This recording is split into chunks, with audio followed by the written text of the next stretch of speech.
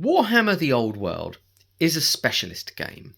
So I'm going to talk about what I think is the good and the bad of that.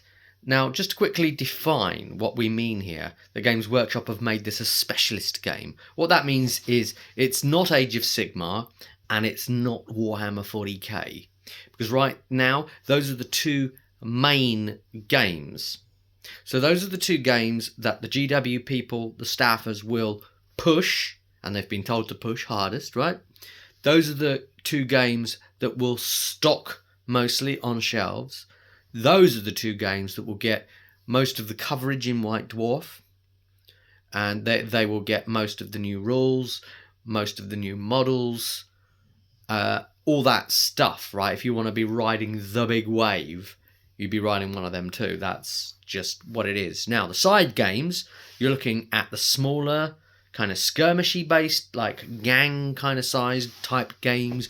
Your Warcries, your Kill Teams, your Necromunders, your Blood Bowl, all that whole bit. And you've then got your larger specialist kind of games, which is like Horus Heresy, which is 10,000 years before 40k. It's 30k, you know? And it's being handled by the specialist side. Okay, so the bad side to the old world being handled as a specialist game, we're going with the bad maybe first. And the only negatives really is maybe perhaps stuff that I've already mentioned, being that it won't be so easy to get the stuff, as we've already seen from launch, right? It's kind of a proof of concept. They want to make sure it's selling. They're a bit worried about it, you know, for the reason that they pulled it in the first place as fantasy. And so, you know, it's a specialist game. You won't be able to necessarily get everything so easily, and the shops won't sell everything like they would one of the big two, right? You're not going to see loads of articles dedicated to it in White Dwarf. You're not going to be able to get a load of new sculpts. A lot of it's going to launch with the older sculpts and maybe one or two new things, just to sort of say, hey, here's something, and then, you know, here's your arcane journal and here's your thing, and go on, off with you. Now, the good side, conversely to that, is it being a more specialist game, it's going to be handled by kind of the side people that do handle Horus Heresy, and Horus Heresy is considered a sort of stable game by those that play it. I don't play it, right? And that's good news in the face of when you compare to kind of the ups and downs, as I perceive 40k went through when compared to Horus Heresy. You know, I played, I don't know, maybe what, 6th, 7th, 8th edition 40k, tried to play 9th edition 40k, couldn't get on with it. No good. It was just too many rules, too much stuff going on, too much micromanagement. Very much disliked the whole process. 10th edition came out, don't know what that's like, so I can't comment on it, right? Now, Horus Heresy was around and maintained behind a lot of that, and then 9th came along, but then Horus Heresy didn't feel the need to sort of have this huge overhaul. So being a specialist game, it doesn't have to, you know, redesign the wheel, so to speak. It's quite happy with the wheel being round and trundling along as it is. You know, so I think these specialist games are probably good from the point of view that at most we can just look forward to tweaks. And, you know, I believe that's actually a positive. So let's look at kind of, you know, that as a positive perhaps.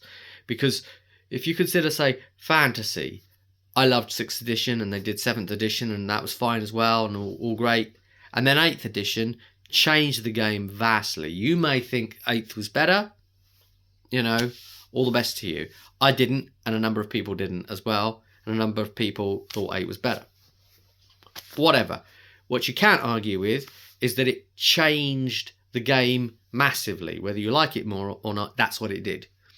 And for those people that thought that the game was working great before 8th edition fantasy, you know, if it had have been a specialist game at that point, they may not have felt the need to do that big rewrite and overhaul and of everything Of course, I think there was some internal politics driving 8th edition to be what it was. But there you go. It was trying to force itself, trying to act like one of the big A games, you know?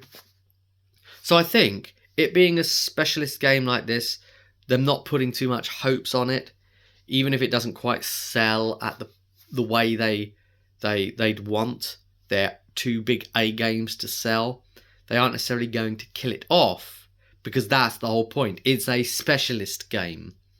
So I think we've got more chance now of keeping it around.